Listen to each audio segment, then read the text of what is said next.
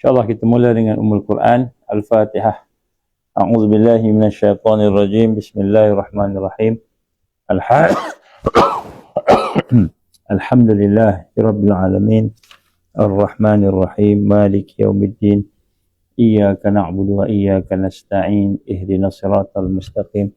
Siratal ladzina an'amta 'alaihim ghairil maghdubi 'alaihim waladdallin. Amin. Bismillahirrahmanirrahim.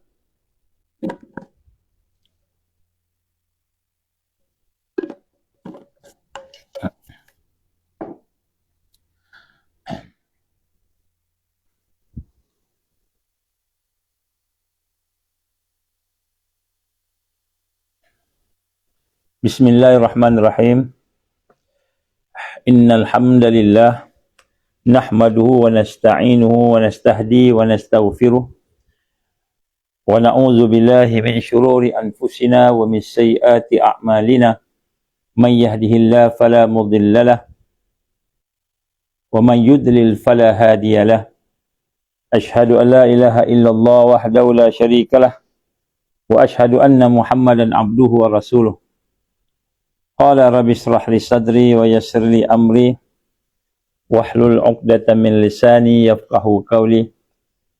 Rabbi zidni ilman. Assalamualaikum warahmatullahi wabarakatuh. Alhamdulillah. Pertama-tama kita bersyukur kepada Allah Subhanahu wa taala, dengan keizinan Allah kita diberikan oleh Allah kekuatan pada hari ini untuk bersama-sama di dalam pertemuan kita. InsyaAllah pada hari ini sebenarnya adalah sambungan daripada perbincangan-perbincangan kita yang lepas, yang sentiasa kita cuba perbaharui beberapa perkara insyaAllah. Dan Alhamdulillah pada hari ini saya nak mulakan dengan beberapa perkara, iaitu yang pertama sekali daripada firman Allah Subhanahu wa taala, laqad ja'akum rasulun min anfusikum azizun 'alaihi ma anittum harisun 'alaikum bil mu'minina raufur rahim. Sadaqallahul azim. Surah At-Taubah ayat 128. Jadi Allah gambarkan dalam surah At-Taubah ini, iaitu sesungguhnya telah datang kepada kamu seorang rasul daripada golongan kamu sendiri, iaitu Nabi Muhammad sallallahu alaihi wasallam, yang menjadi sangat berat kepadanya sebarang kesusahan yang ditanggung oleh kamu. Jadi Nabi sallallahu alaihi wasallam digambarkan oleh Allah Subhanahu wa taala tak sanggup nak melihat sesuatu yang berat yang ditanggung oleh umatnya, yang sangat menginginkan kebaikan, sangat-sangat berhajat untuk mendapatkan kebaikan kepada kamu. Dan dia pula telah menumpahkan perasaan belas ihsan, kasih sayangnya kepada orang-orang yang beriman. Jadi kita melihat dalam ayat ini, surah At-Taubah, bagaimana Allah menggambarkan tentang Rasulullah sallallahu alaihi wasallam yang sentiasa dalam keadaan prihatin kepada umatnya. Jadi Rasul sallallahu alaihi wasallam sangat-sangat mengambil berat tentang kita semualah. Sama ada kita yang dia maknanya yang jumpa dengan dia tu sahabat-sahabat dia, ataupun kita yang tak sempat nak jumpa dengan dia lah. Jadi insya-Allah pada hari ini saya tidak akan menyambung Akta 342 semalam yang kita telah bincang. Saya ingat cukuplah perbincangan yang semalam tu untuk menggambarkan kepada kita tentang bagaimana suasana-suasana yang bakal datang, yang bakal menghampiri kita, sama ada dalam waktu yang terdekat ataupun dalam waktu yang mungkin tahun depan, awal tahun depan. Jadi kita melihat bagaimana Allah SWT telah pun menunjukkan kepada kita dalam isyarat-isyaratnya melalui ayat-ayat dia yang telah pun saya bacakan dalam pertemuan-pertemuan kita yang sebelum ini, bagaimana Allah menggambarkan 1446 Hijrah, 1446 Hijrah, ataupun ayat 14, surah 14 ayat 46, contohnya surah Ibrahim. Allah menggambarkan tentang bahawa kita akan berhadapan dengan perancangan-perancangan jahat. Perancangan jahat daripada mereka yang merancang. Dan kita telah pun berbincang macam-macam lah.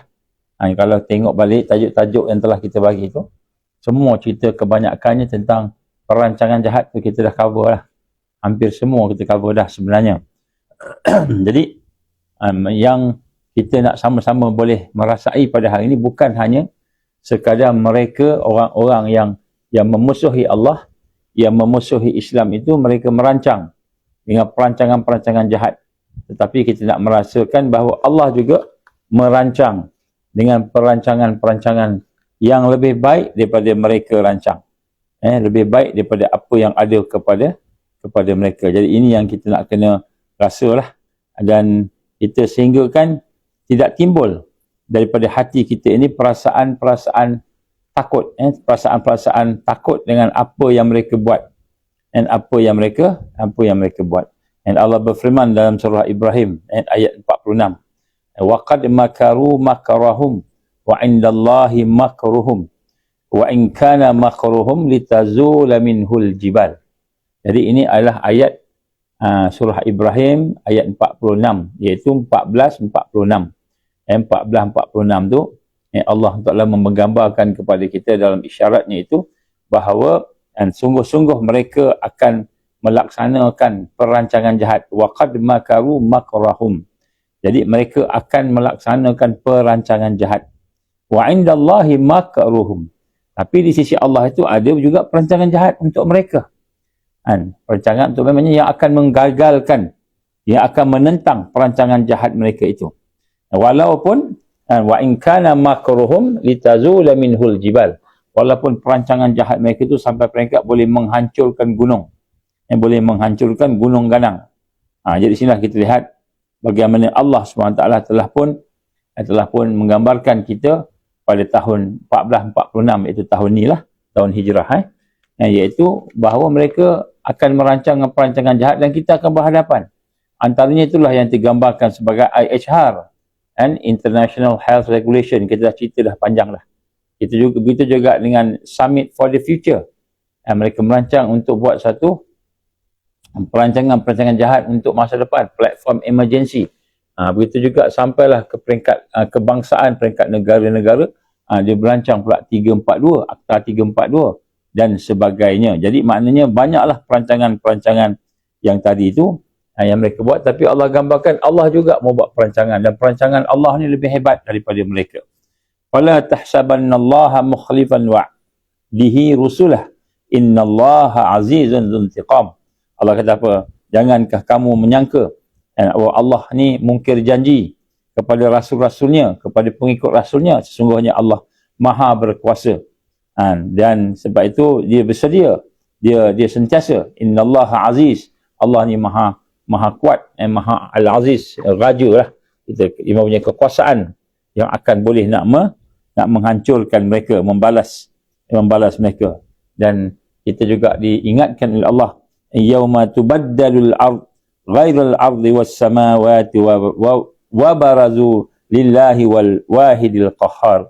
Dan Allah gambarkan bagaimana bumi ini akan ditukar, digantikan, dan tubaddalul ard, dia akan hari-hari yang akan dipalingkan, digantikan daripada bumi yang lain, langit yang lain.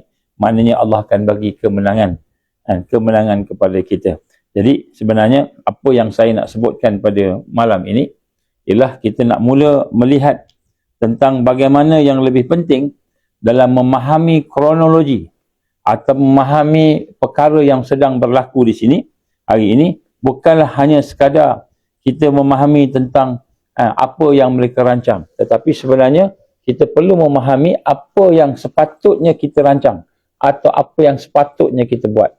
Kerana Allah SWT telah menggambarkan dalam ayat-ayat yang tadi itu bagaimana dia sentiasa akan membantu dan menolong orang-orang yang kita kata yang berjuang tadi, yang bersama dengan Islam tadi. Ya, ini perkara. Sebab tu saya insya-Allah saya akan cuba buat satu tajuk daripada salah satu daripada, ada banyak kitab lah yang kita refer ni, kita rujuk, antaranya Fiqhun Nasru wa Tahkim, iaitu fiqh tentang kemenangan dan kejayaan. Tamkin, tamkin maknanya Allah menetapkan, Allah memberikan kemenangan kepada kita, insya-Allah. Jadi ini antara perkara-perkara yang akan saya bincangkan, dan untuk kita dapatkan berbagai perkara lah, berbagai perkara. Jadi sebagaimana yang Allah gambarkan dalam surah Yusuf contohnya, ayat 21.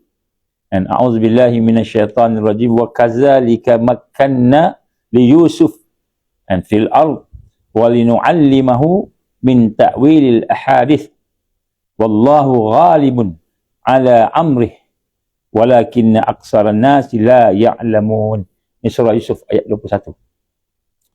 Dan demikian itu kami, Allah telah memberikan kedudukan, makkanna li Yusuf, Allah telah memberikan satu kejayaan, maknanya dia menetapkan satu kedudukan, satu kekuatan kepada Nabi Yusuf alaihissalam fil ard, di atas muka bumi ini, di atas negeri ini, dan agar kami, dan kemudian kami akan mengajarkan kepadanya, iaitu dengan takwil mimpi, dengan ilmu petunjuk yang datang daripada Allah. Jadi Nabi Yusuf alaihissalam ni kan dia terpisah daripada ayahnya, dan dia terpisah daripada sebagainya. Jadi dia duduk dia bersendirian dalam penjara kan.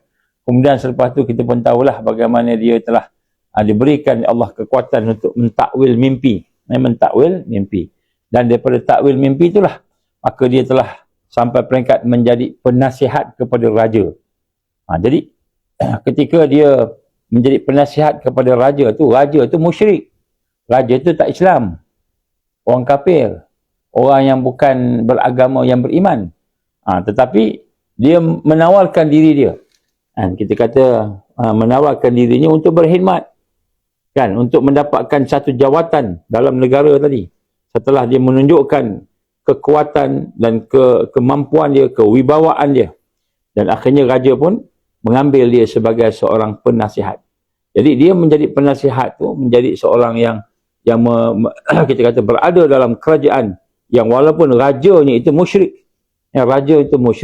tetapi jelas tujuannya ialah dakwah, tujuannya ialah berjuang, tujuannya itu adalah untuk menegakkan Islam. Itu Yusuf alaihissalam. Dan Allah menggambarkan dalam hal ini, maka diberikan pula pada Yusuf itu, digambarkan tentang bagaimana dia telah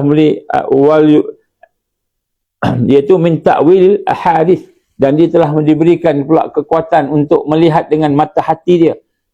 Takwil mimpi.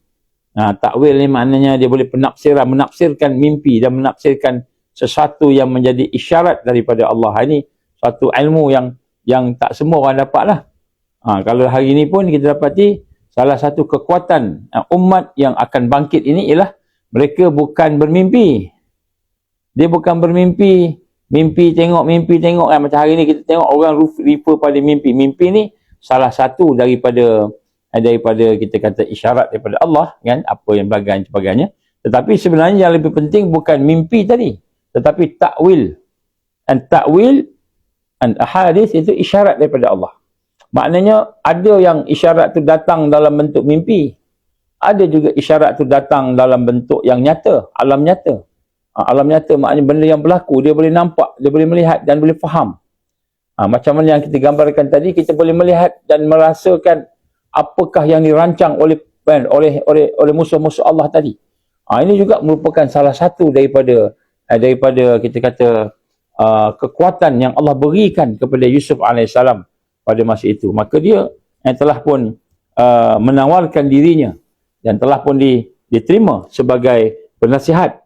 Dan penasihat itu bukan sebagai penasihat untuk nak menyokong sistem raja yang musyrik, raja yang mensyirikkan Allah, raja yang bukan Islam, tetapi dia menjadi penasihat dalam rangka untuk membina kekuatan dakwah, kekuatan mentarbiyah dan kekuatan berjuang menegakkan Islam. Ini maknanya kita kena faham yang ini.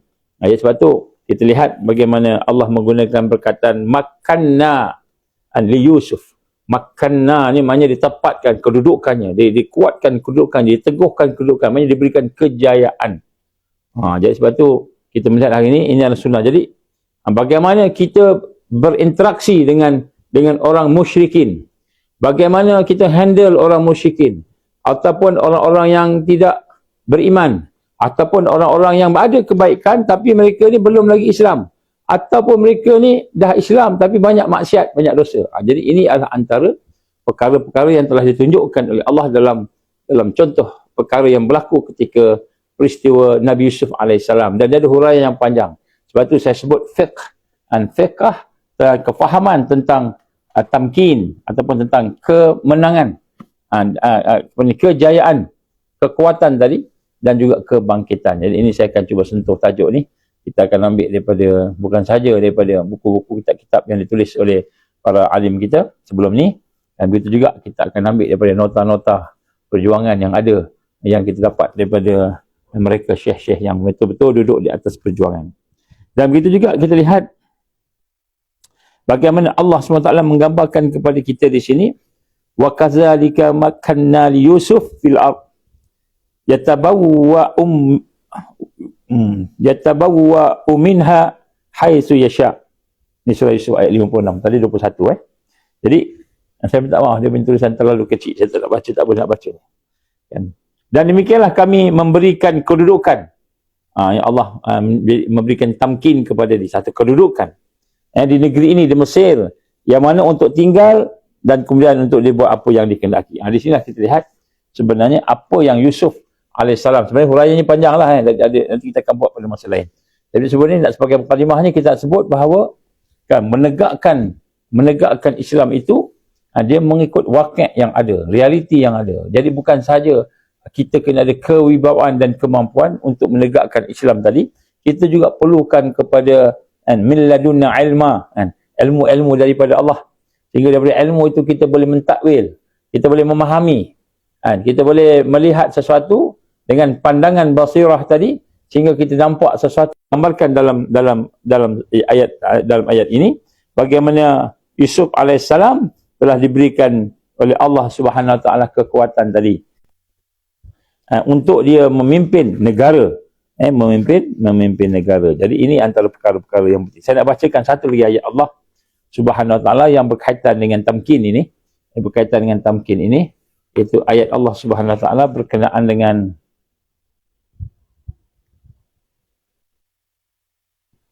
apa ni? Saya minta masing-masing tolong doakan sebab macam-macam Allah.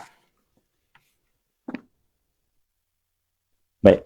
Allah gambarkan dalam surah Al-Kahfi pula. Kan Allah gambarkan inna makkanna lahu fil ard. Kata yang sama, makkanna tadi untuk Yusuf. Ini Allah gambarkan untuk Zulkarnain pula. Inna makkanna lahu fil ard wa atainahu fi kulli syai'in sababa. Jadi Allah gambarkan kita bagaimana sungguh-sungguh kami telah memberikan kedudukan, makkanna, iaitu telah memberikan satu kejayaan lah, kedudukan, kekuatan kepadanya di bumi, iaitu Zulkarnain tadi. Dan kami telah memberikan jalan kepadanya, asbab-asbab untuk segala sesuatu, min kulli syai'in sababa. Jadi Allah gambarkan bagaimana kedudukan yang diberikan oleh Allah kepada Iskandar Zulkarnain. Zulkarnain ni maknanya raja itulah, raja yang disebutkan sebagai raja yang telah melakukan dakwah, pergi ke negara sana berdakwah, pergi negara sana menyampaikan Islam dan sebagainya, kan, supaya apa?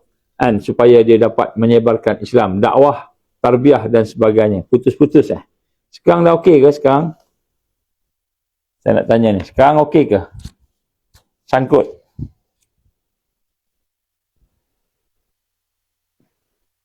A'udzubillahi minasyaitonirrajim. Bismillahirrahmanirrahim. Bismillah. Allahumma yassir lana. Jadi Allah Subhanahu Wa Taala menggambarkan kepada kita bagaimana keadaan Zulkarnain.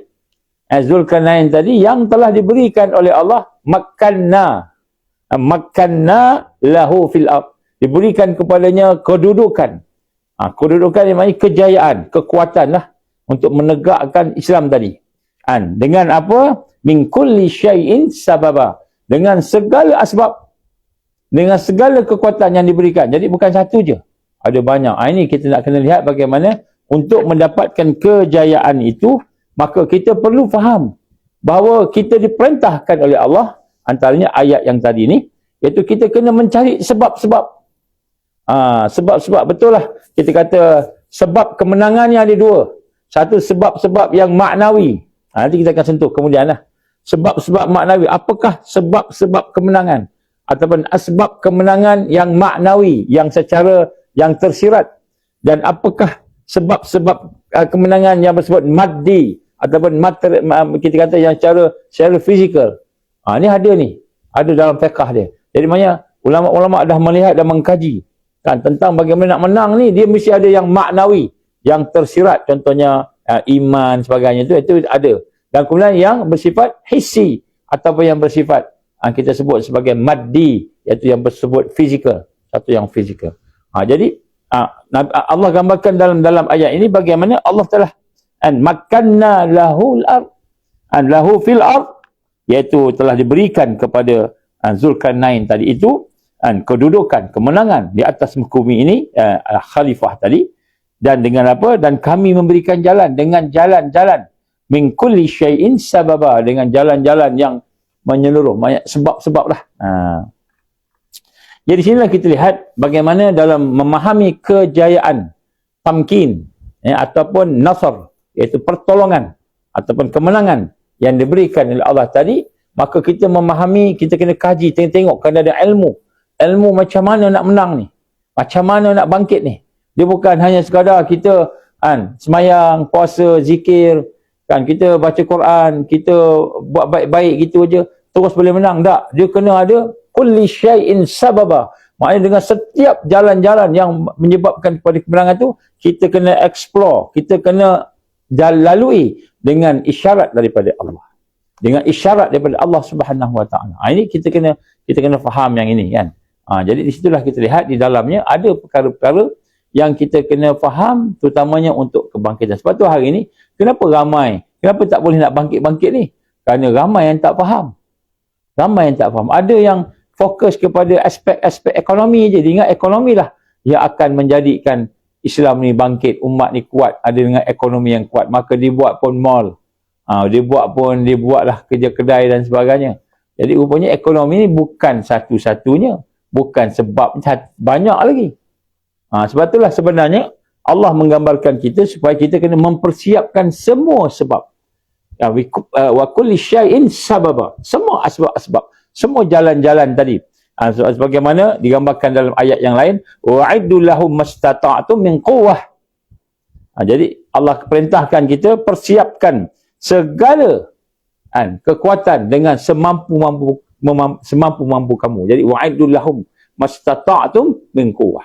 Jadi maknanya apa yang diperintah kepada kita untuk bangkit ni bukan hanya dengan kita rasa okeylah kot aku dah buat. Tak, kita kena explore sebab-sebab mengikut syariat Allah Subhanahu Wa Taala. Sebab tu dari syarat-syarat kemenangan. Jadi nak menang ni, nak berjaya, nak bangkit ni, nak kalahkan Dajjal ni, nak kalahkan tentera Dajjal ni, dia bukan hanya sekadar satu aspek, dua aspek. Dia ada aspek rohiyah dia, spiritual dia. Dia ada aspek roh dia, aspek hati, aspek iman, aspek takwa. Nanti kita akan bincang. Kemudian lah kita akan bincang insyaAllah. Dan kemudian dia ada aspek-aspek yang lain juga. Termasuklah bagaimana kita nak handle mereka yang bukan Islam ni, mereka yang musyrik ni, ataupun yang mujrimin, orang yang berdosa ni. Macam Yusuf AS contohnya, ditegakkan kedudukan dia itu. Dalam rangka untuk menegakkan Islam dan dakwah tadi, dia menjadi kita kata penasihat atau menjadi sebagai menteri lah kita sebut kepada raja ataupun pada masa itu pemerintah dia, ketua dia yang musyrik dia bukan orang Islam pun, tapi akibat daripada panduan-panduan, isyarat-isyarat yang telah diberikan oleh Allah Ta'ala yang meliputi segala aspek tadi, maka Allah SWT menjadikan perkara itu sebagai kemenangan. Sebab itu kemenangan ini bukan daripada kita, kemenangan itu daripada Allah. Allah je bagi menang. Jadi kita ni cuma berusaha je. Sebab tu kita tidak melihat kepada asbab, tapi kita sebab melihat kepada musabbib. Musabbib ni apa? Yang menjadikan sebab. Kita melihat, kita fokus diri kita ni kepada Allah. Kepada Allah Subhanahu Wa Taala. Ini perkara yang paling penting sekali. Jadi sebab itulah bila kita melakukan perjuangan tadi, maka perjuangan itu berjalan dalam keadaan yang tersusun dengan prosesnya, dengan caranya dan sebagainya. Nanti kita akan tengok tentang beberapa perkara tentang tamkin ini, yang maksudkan kejayaan tadi.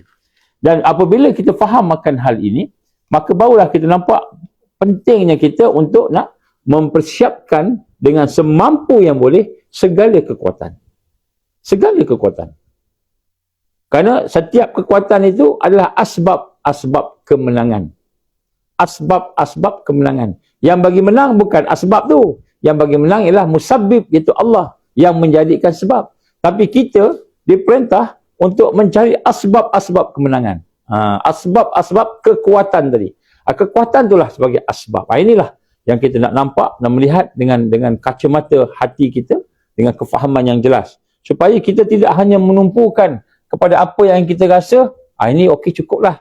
Aku ni dah ada ekonomi, cukuplah. Aku ni dah ada tariqah, zikir semua, cukuplah. Aku ni dah baca Quran, cukuplah. Jadi rupanya dia ada asbab maknawi, asbab yang bersifat yang tersirat, dan asbab yang bersifat hissi, asbab yang bersifat maddi yang Allah perintah juga. Allah perintah juga untuk kita buat, untuk kita tamkin, mendapatkan nasar, kemenangan daripada Allah SWT. Sebab tu Allah gambarkan wa'iddu lahum mastata'tum min quwwah wa min ribat, contohnya, dan persiapkanlah dengan segala kemampuan yang ada pada kamu untuk menghadapi musuh tadi dengan kekuatan-kekuatan seperti pasukan-pasukan berkuda dan sebagainya. Itu sebab-sebab material. Kan, sebab-sebab material yang kita dan apabila kita mempersiapkan diri kita dengan kekuatan-kekuatan tadi, maka Allah janji. Apa Allah janji? Wa'adallahu alladhina amanu minkum. Nampak?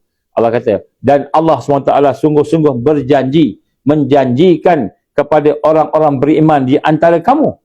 Jadi ni sebab pertama dah sebab apa?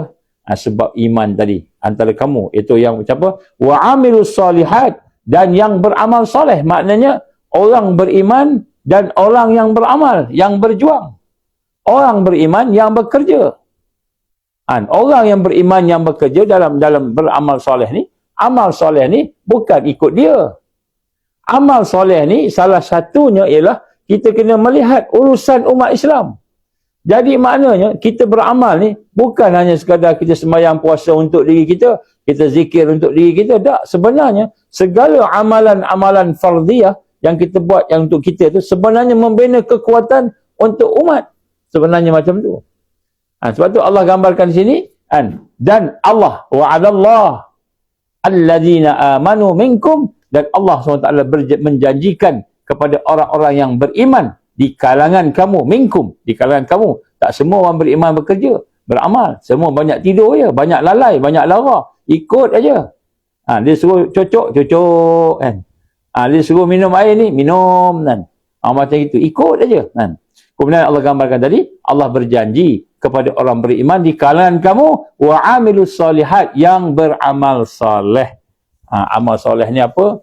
Yang prihatin dengan urusan. Sebab tu Nabi gambarkan dalam hadis yang lain, kan, wa man lam yahtam bi amril muslimin falaisa minhum, au kama qala Rasul sallallahu alaihi wasallam. Siapa-siapa yang tak kisah, yang tak prihatin, tidak beramal lah dengan urusan umat Islam. Maknanya Nabi suruh tengok umat, Nabi suruh tengok perkembangan Islam, Nabi suruh tengok tentang masalah-masalah yang berlaku, kan, maka dia bukan daripada kalangan kami, kata Rasulullah sallallahu alaihi wasallam, au kama qala Rasul sallallahu alaihi wasallam. Jadi maknanya apakah janji Allah? Kita kata kita mencari sebab membina kekuatan, segala jenis kekuatan, gabungan, kita sinergikan tindakan kita berfikir strategi teknikal, kita fikir itu bahagian-bahagian yang luar. Bahagian dalam pula, hati kita kena duduk dan tarbiyah.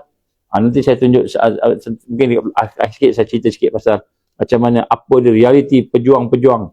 Contohnya kita kata Yusuf Yahya Sanwar, macam mana keadaan dia, kehidupan dia. Kita cerita sikit kat belakang. Baik, jadi Allah kata, Allah gambarkan kita kena beramal soleh. Beramal soleh yang bukan hanya berkaitan dengan diri kita sahaja, tapi beramal soleh untuk membina kekuatan umat. Membina kekuatan umat ni merupakan amal yang dituntut oleh Allah Subhanahu wa ta'ala. Kemudian Allah gambarkan apa yang Allah janji? La yastakhlifannahum fil ard. Allah akan menjadikan, memberikan kepada mereka kan khalifah, memberikan kepada mereka kekuasaan. Jadi orang yang melihat Islam dengan kacamata yang syumul, yang menyeluruh sebagai satu sistem yang diperkuatkan dengan rohiyah, dikuatkan dengan mentalnya, akalnya, ya, yang sedar, dikuatkan pula dengan fitrahnya, dikuatkan pula dengan fizikalnya.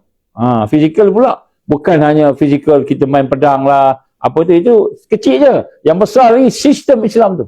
Kita kena perkuatkan sistem Islam satu-satu, yang ekonominya, yang pendidikannya, yang sosialnya, sistem-sistem kita kata perniagaannya, tradingnya, sistem pertaniannya, sistem peternakannya, sistem kehidupan. Jadi bila kita mempersiapkan diri kita dengan kekuatan-kekuatan yang menyeluruh tadi, barulah Allah bagi kata apa? Allah akan memberi la yastakhlifannahum fil ard. Maka Allah akan memberikan kepada dia kekuasaan. Kekuasaan tu apa? Itulah khalifah. Kama stakhlafal ladzina min qablihim, sebagaimana Allah menjadikan, memberikan kepada orang-orang yang sebelum kita diberikan khalifah. Kemudian wala yumakkinan nalahum dinahumul ladzir tada. Kemudian lepas tu Allah pun memperkuatkan, memberikan kedudukan, maknanya memberikan kejayaan ke atas mereka dan ke atas agama mereka yang mana dia telah redha, itu Islam. Jadi nampak tak? Jadi maknanya janji Allah ni besar, janji Allah ni menang. Kita menang. Dia buatlah akta apa pun, kita menang. Dia buatlah siapa pun yang ke atas tu.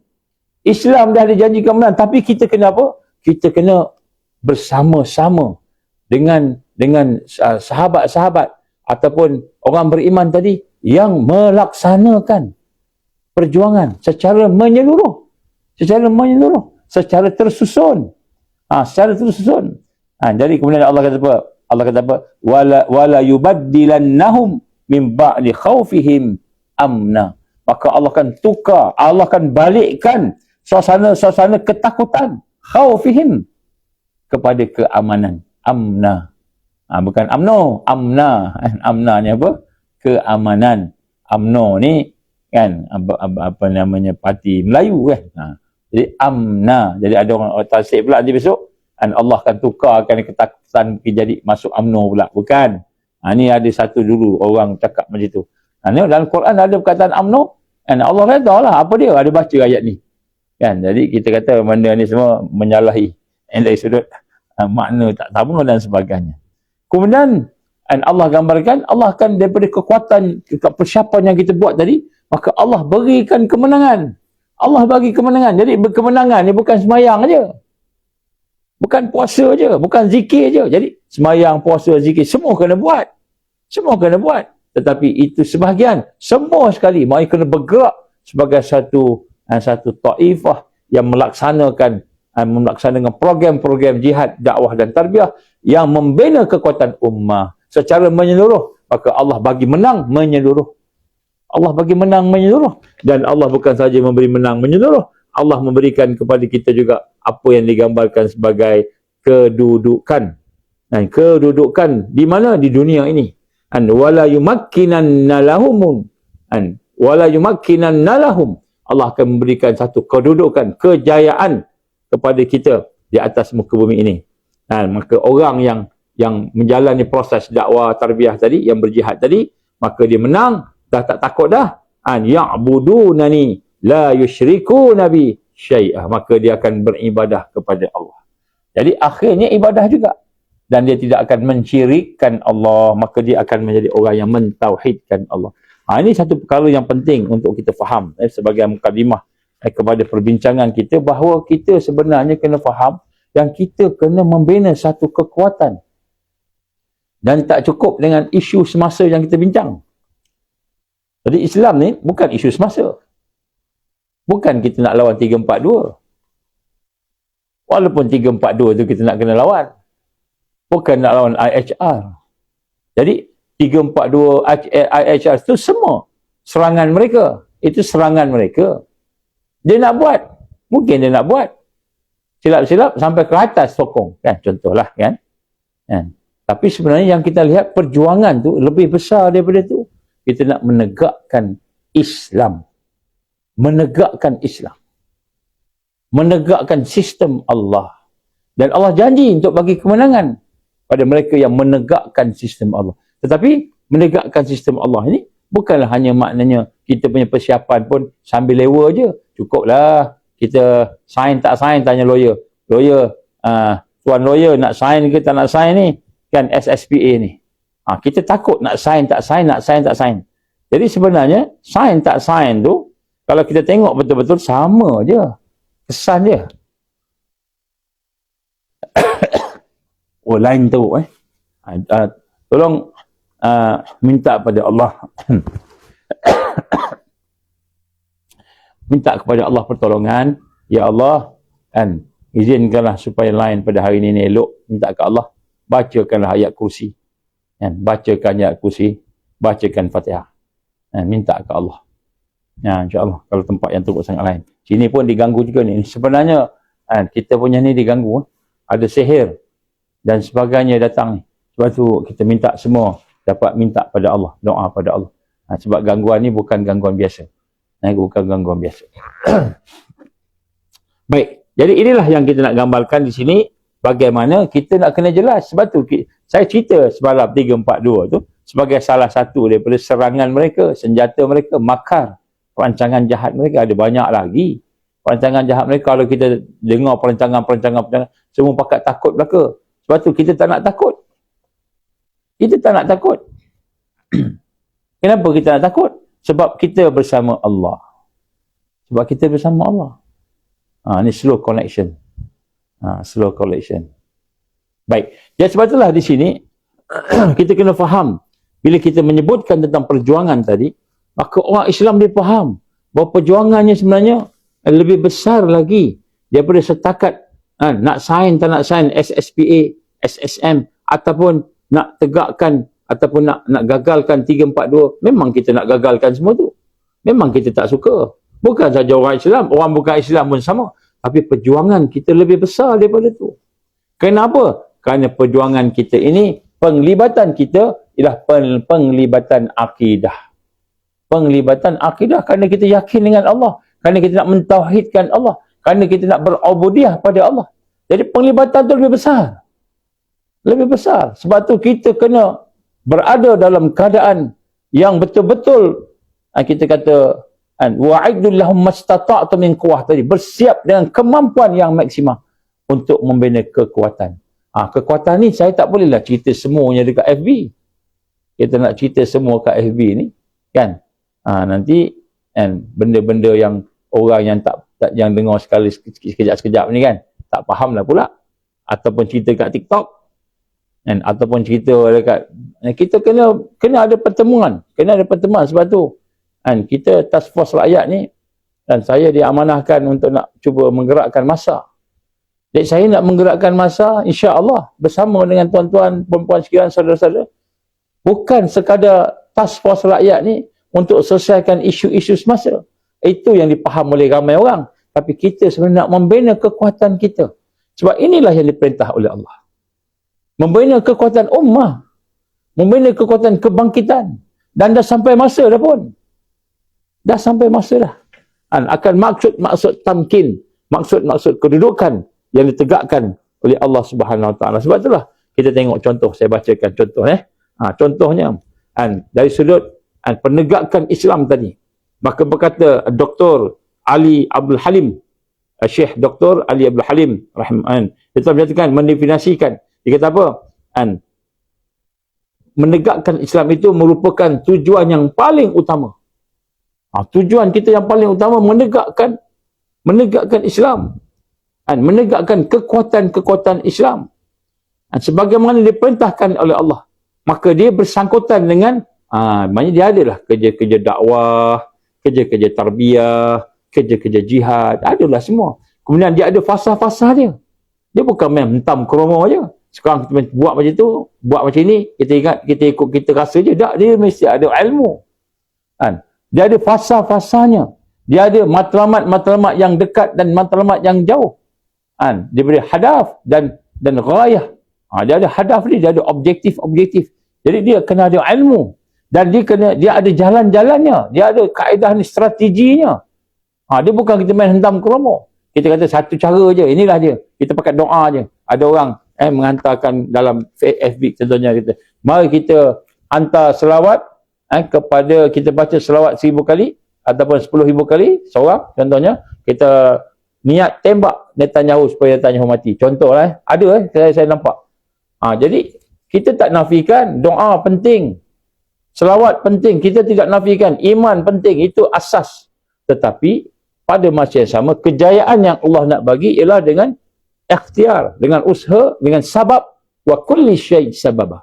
Wa kulli syai'in sababah. Dengan sebab yang pelbagai. Dengan jalan yang pelbagai. Jadi maknanya dia ada maknawinya. Maknawinya apa? Yang tersirat, yang spiritual, yang mental. Boleh. Tak mana saya dedahkan sikit lah. Pernah sahabat-sahabat yang berjuang ni contohnya menggunakan perkara-perkara yang berkaitan dengan gelombang contohnya, tembak ke Israel, jatuh helikopter. Pernah dibuat. Ada teknologi tu. Adalah buat tembak jatuh. Boleh. Tak nampak. Dia bukan doa saja dengan gelombang contoh. Jadi bukan hanya sekadar kita kata kita nak membersihkan diri kita. Itu memang benda yang paling penting. Tetapi kita kena ada juga teknologi. Kena ada teknologi. Dan sekarang ni Allah bagilah teknologi kat kita. Allah bagilah teknologi kat kita. Jangan takutlah, jangan bimbang. Dia boleh nak inject vaksin contohnya. Dia nak inject kat kita ni. Tetapi dengan izin Allah, kita ada teknologi lain insya-Allah. Dia nak guna digital ID. Sebab tu ada orang takut. Kata besok dah masuk digital ID macam mana? Ada penyelesaiannya. Don't worry. Mereka makar buat perancangan jahat. Allah pun makar juga. Allah buat perancangan untuk makrahum untuk mereka. Allah buat. Jadi dia ada buat apa pun. Ada bentengnya. Ada cara dan kaedahnya. Sebab tu disebut kat sini. Kita jangan tengok senjata mereka, perancangan jahat mereka tu, macam kita tak boleh lari lah. Tak. Allah ada perancangan jahat Allah ke atas mereka lebih hebat. Tapi apa yang kita kena buat? Yang kita kena buat, kita kena himpunkan diri kita ni bersama-sama dengan taifah, yang akhirnya dengan taifah yang jelas, ilmunya, perjalanannya yang jelas, suasana bi'ah tarbawiyahnya, sampai kita boleh memberikan kekuatan. Ini kita kena rasa macam tu. Sebab tu saya tak nak cerita banyak lagi, nak cuba isu dalam kita punya resolusi ni, macam-macam isu ada ni. Macam-macam ada. Tapi kita tak naklah nak cerita benda-benda masalah-masalah semata-mata, sebab kita punya fokus kita orang beriman bukan pada masalah. Semua masalah tu Allah akan bagi solusinya. Ada solusi semua. Ada solusi. Tapi saya tak boleh cakap lah dekat FB ni. Kalau cakap kat FB ni selagi kan dia pun kata ni macam ni kan. Jadi sebab tu kita nak kena ada satu kefahaman yang betul, yang jelas, supaya kita tak jadi orang yang mengikut arus. Ikut je apa ada. Jadi ini satu benda yang penting. Baik, sebab itulah digambarkan kat sini bagaimana kata Syekh Dr. Ali Abdul Halim. Dia kata sebenarnya untuk kejayaan itu dia merupakan tujuan yang paling utama. Kemuncaknya macam mana Allah gambarkan dalam suratul Baqarah. Inni ja'ilun fil ardi khalifah. Aku kata Allah nak jadikan di atas muka bumi ini kan kekuasaan orang Islam yang menjadi wakil khalifah. Itulah dia tujuan dijadikan manusia supaya ibadah tadi maksima. Ibadah jadi maksima. Kemudian dikata di sana ada contohnya berhubung dengan kerja ataupun amal. Ada organisasi. Termasuk membina kekuatan organisasi, kekuatan ukhuwah. Kan? Dan kemudian di sana juga ada tarbiyah. Tadi dakwah, tarbiyah pula. Di mana tarbiyah pula ada dia punya ragam-ragamnya, ada dia punya tujuan-tujuannya, ada dia punya fokus-fokusnya, ada dia punya strateginya. Jadi tarbiyah pun salah satu. Jadi maknanya menegakkan kekuatan ni bukan hanya sekadar kita kata mari kita habiskan 342. Lepas 342 habis, dia buat pula 343. Contohnya kan. Dia buat pula 545 sebab dia nak kacau. Memang dia nak kacau. Contohlah. Kemudian semua itu diperkukuhkan. Contohnya lah. Diperkukuhkan sampailah akhirnya Allah beri kemenangan yang menyeluruh. Kemenangan yang menyeluruh bukan kita nak menang 342 je. Walaupun 342 ni kita kena lawan, memang kena lawan. Kan? Orang yang tak tahu 342 ni yang tak lawan ni maknanya dia tu tidak prihatin dengan masalah umat. Tak prihatin masalah umat ni, Nabi tak mengaku umat. Nabi tak mengaku umat yang main-main. Walaisa minna, bukan daripada kalangan kami, kata Rasulullah SAW. Baik, kemudian Syekh Ustaz Al-Muhammad Said Muhammad Yusuf pula mengatakan bahawa tentang kemenangan ini pula merupakan bukanlah hanya sekadar suatu yang kecil, tetapi dia menjadi asbab kepada hilangnya kejahatan dan terbinanya kekuatan umat yang boleh mengembalikan kepada kekokohan Islam dengan hambatan-hambatan yang ada. Jadi hari ini kita buat apa pun susah. Jadi semua hambatan itu fitnah itu akan habis. Fatihakan boleh mendefinisikan tamkin adalah sampainya satu suasana Islam menang keseluruhan, itu maksud tamkin. Kata Dr. Fatihakan, Syekh Dr. Fatihakan rahimahullah dah meninggal dia. Dan kemudian memiliki kekuatan yang cukup. Baik, tamkin ni maknanya bukan kita sekadar batuk di tangga je. Beramal sehingga kita ada kekuatan yang cukup. Sehingga menjadi asbab untuk musabib yang menjadikan sebab dia Allah memberikan kemenangan. Jadi, barulah kita berbeza dengan orang-orang yang mengikut arus. Orang mengikut arus, dia tengok nak selamatkan ekonomi, nak selamatkan dia punya harta, bismillah. Nak selamatkan dia punya kesihatan, takat tu je. Tapi sebenarnya lebih lagi. Hanya kita nak kena faham. Bila kita faham yang ni, baru nampak, rupanya Al-Quran dah sebut dah. Nabi dah sebut dah.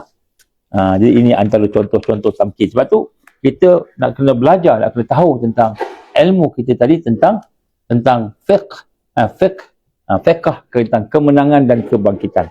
Inilah yang kita nak tahu. Cuma untuk sebagai mukadimah pada malam ni, saya nak bacakan beberapa hadis yang sebelum ni saya dah baca dah. Cumanya kita jadikan sebagai satu yang kita hadamkan. Jadi satu hadis berkenaan tamkin yang semakin dekat, kemenangan yang semakin dekat. Ni hadis-hadis saya nak baca, nak tunjukkan bahawa kita ni dah dekat menang lah ni. Maknanya kita lemah tak? Lemah, banyak lemah. Ada dosa tak? Banyak dosa. Banyak kelemahan, banyak kehinaan pada kita di sisi Allah. Tetapi Allah akan bagikan kekuatan. Sebab kemenangan dah hampir. Cuma kita mesti bersama dengan pejuang. Dan mesti duduk dalam perjuangan. Mesti bersama dengan pejuang-pejuang, orang yang berjuang ni. Dan juga mesti hidup bersama perjuangan. Barulah kita akan diberikan kekuatan. Kita baca hadis-hadis sebagaimana yang kita nak ni. Daripada ni semua hadis-hadis sahih daripada Imam Ahmad, Ad-Darami, Al-Hakim dalam silsilah sahih. Contohnya dari Abu Qabil, saya baca maknalah. Dia menguturkan, dulu kami pernah duduk bersama Abdullah bin Amr al-As radhiyallahu anhu. Dia kata kami duduk dengan sahabat Nabi ni. Dua kota yang dimaksudkan oleh kaum muslimin akan menang, Konstantinopel dan Romiyah, Rom. Lalu ditanya, dia kata dalam hadis Nabi ni, mana satu kita menang dulu ni? Jadi sahabat-sahabat ni cerita pasal tamkin ni, kebangkitan ni, daripada zaman sahabat tabi'in lagi dah bincang dah. Mana dulu menang? Kita nak menang kat Konstantinopel dulu ke nak menang kat Rom dulu? Contoh Konstantinopel ni Istanbul lah kan. Jadi maka dikata tadi kami sedang bincang-bincang, kemudian Rasulullah SAW pun datang, maka dia tanya. Maka Nabi pun menjawab, yang mana satu, Konstantinopel menang dulu ke Romiah menang dulu? Maka baginda menjawab, kota Heraklius yang ditakluk terlebih dahulu, iaitu Konstantinopel. Maknanya mula-mula kata Nabi, Konstantinopel menang dulu. Maka kita takluk dulu, terbebaskan daripada syirik. Kemudian selepas tu barulah Rom. Jadi ulama-ulama menghuraikan Romiah itu yang dimaksud dengan Romiah itu ialah yang digambarkan di sini ialah Romiah itu ialah yang dikata ibu kota kepada Itali sekarang, Rom. Jadi lepas tu Rom akan. Jadi Nabi dah sebut dah, Rom pun akan duduk bawa Islam. Rom ni hak kita kata Rom ni yang kita kata ibu kota kepada Kristian satu dunia ni, Rom ni. Rom tu pun akan duduk di bawah Islam. Jadi maknanya Konstantinopel kita tengok dah ada orang Islam dah menang daripada salib dulu. Jadi Rom pun akan masuk. Hanya digambarkan oleh para ulama kita, menggambarkan hadis ni maknanya kan, masa-masa kemenangan Rom itu sudah semakin dekat bila kota Konstantinopel telah berjaya, kan. Kemudian dalam hadis yang lain, ni hadis ni panjang tapi Imam Muslim, saya bacakan dia punya ni lebih kurang. Nak tunjukkan kepada kita semua hari ini bahawa segala yang kita hadapi pada hari ini sebenarnya adalah merupakan makar perancangan jahat mereka. Sama ada perancangan jahat peringkat antarabangsa ataupun perancangan jahat di peringkat lokal kebangsaan. Sama ada daripada kerajaan dalam kerajaan, deep state, ataupun daripada kartel, ataupun daripada pemimpin yang mengkhianat, secret society, Freemason lah apa sebagainya tu. Tak kira lah perancangan jahat. Tapi itu perancangan jahat. Allah ada perancangan. Wa makarahum. Allah juga buat perancangan jahat untuk mereka. Jadi saya nak baca kat sini hadis-hadis yang menunjukkan kita nak menang ni. Kan? Jadi kita kena rasa kuat lah. Jangan kita rasa ni. Tapi kita kena buat lah benda-benda ni. Transport rakyat ni kita kena buat lah. Sebab apa? Itu sebagai asbab. Yang Allah SWT dah duduk letak dekat muka kita ni. Kita kena bantulah macam tu. Daripada Abu Hurairah radhiyallahu anhu, hadis Muslim, telah tidak akan datang kiamat sehinggalah pasukan Romawi bermarkas di Amak dan Dabik. Pasukan Romawi ni pasukan Kristian, ataupun kita kata golongan Eropah, kan. Lalu bertolak, dia duduk di Amak dan Dabik ni kat mana? Kat Syria, kat Syria, kat Palestin, kat Syam, Syria. Lalu bertolak untuk melawan mereka sepasukan tentera dari kota Madinah. Jadi mereka ni kan berlawan dengan satu pasukan daripada kota Madinah. Nampak tak sebut sini. Jadi ada tentera akan datang dari Madinah ni. Siapa yang nak lawan dengan dia orang ni? Tentera Saudi ke? Tak, bukan. Tentera Islam.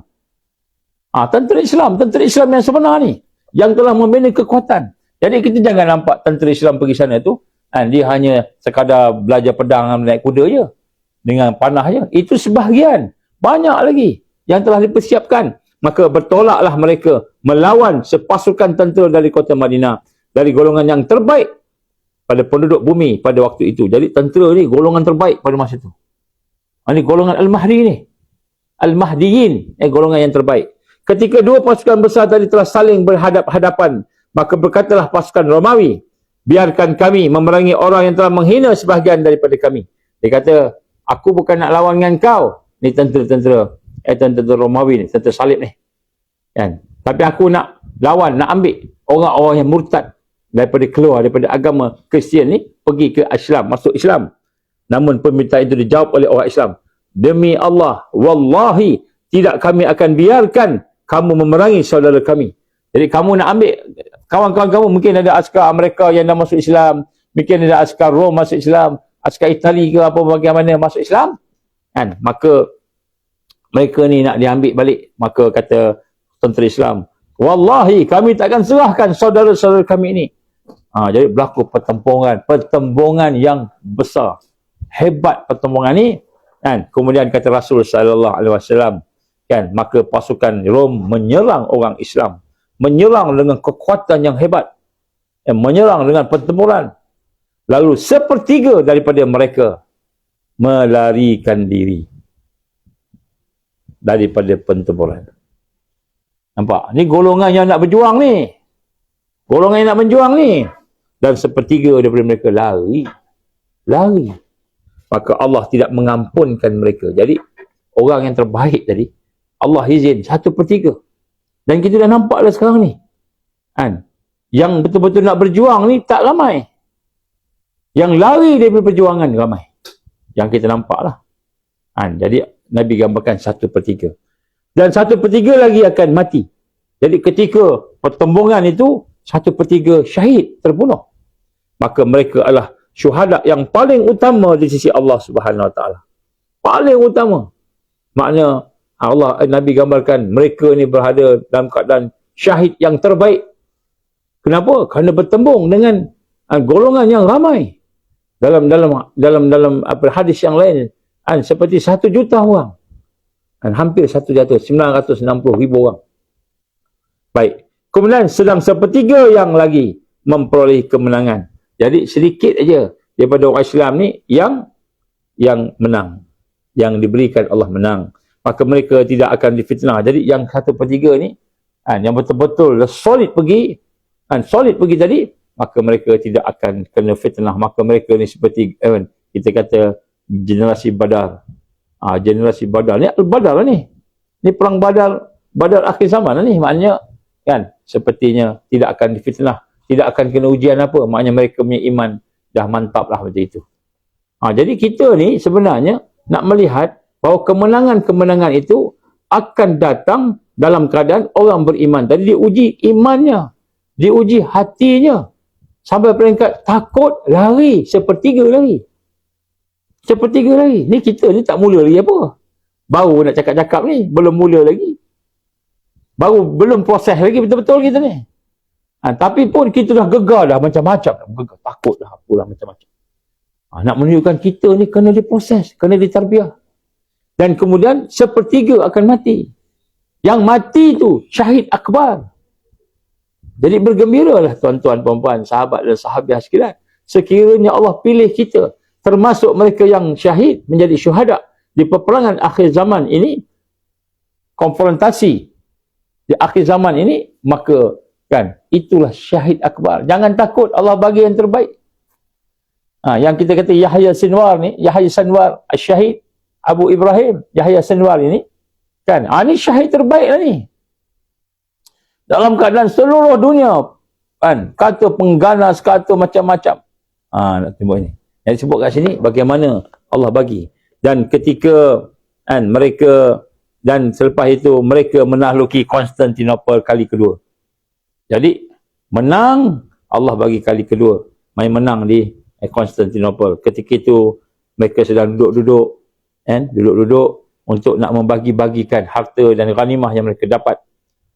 Setelah mereka gantung pedang-pedang mereka, kata Nabi sallallahu alaihi wasallam, di pohon-pohon zaitun di Syria, di kawasan-kawasan dengan Istanbul tadi, tiba-tiba syaitan di kalangan syaitan bertempik.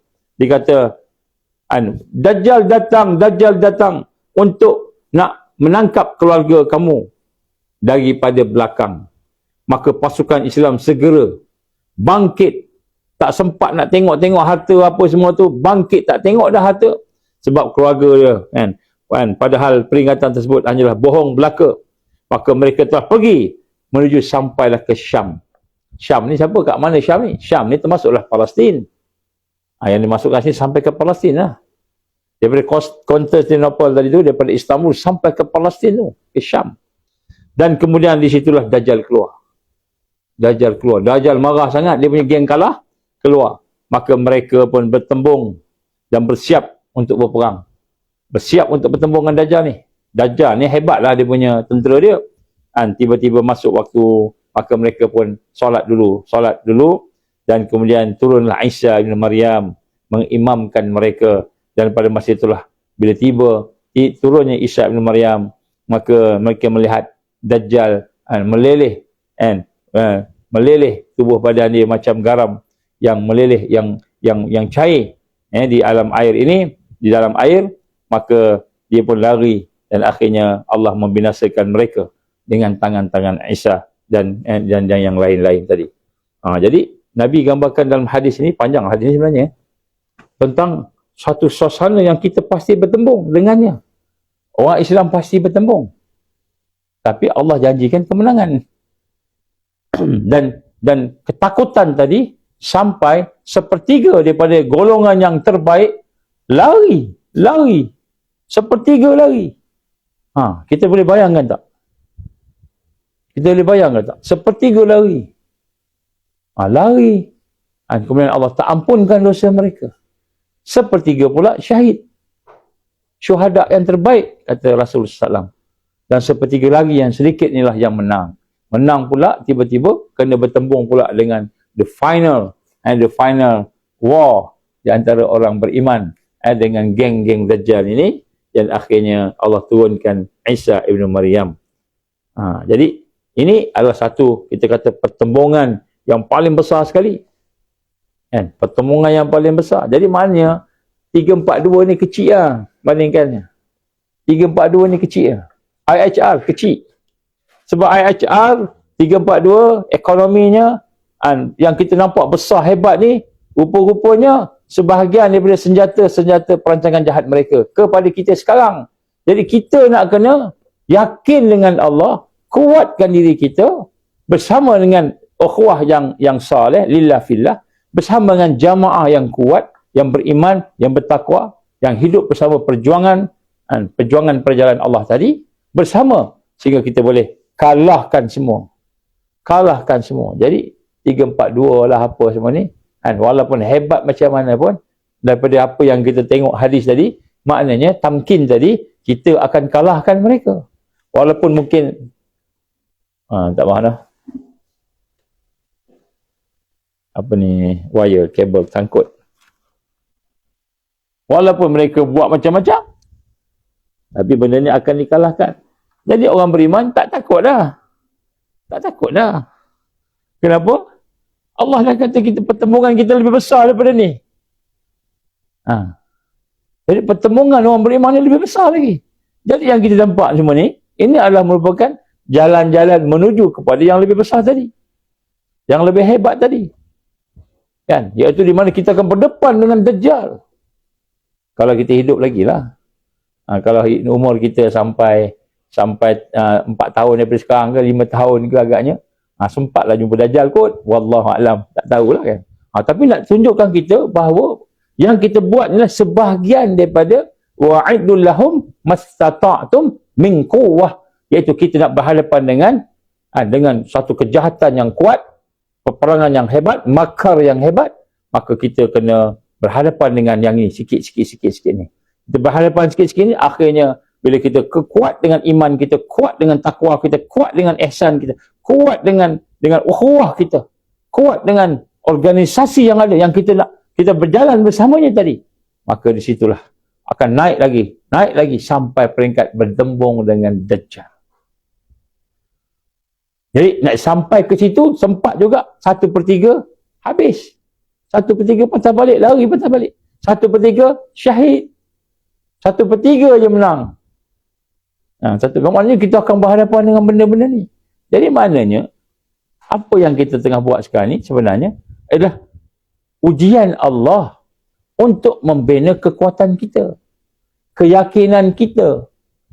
Sebab itulah nak sebut kat sini, walaupun kita kata kita nak jumpa raja lah, majlis raja-raja lah, nak jumpa menteri lah, nak jumpa siapa pun pemimpin yang ada, bukan itu yang kita tengok. Orang beriman tengok pada musabbib, iaitu tengok kepada yang menjadikan asbab Allah. Hatinya pada Allah, fikirannya pada Allah, yakinnya pada Allah, sandaran dan tawakalnya kepada Allah Subhanahu Wa Taala. Yang lain itu semua asbab yang Allah perintah. Sebab tu saya kata tahun 2024 ni dakwah kena sampai ke istana. Cuba tengok surah 20 ayat 24. Apa yang Allah sebut dekat situ? Izhab ila Fir'aun innahu tagha. Pergi kepada istana. Itu yang tersirat lah, yang tersurat. Izhab ila Fir'aun innahu tagha tu. Yang tersirat, kita kena sampaikan dakwah ni.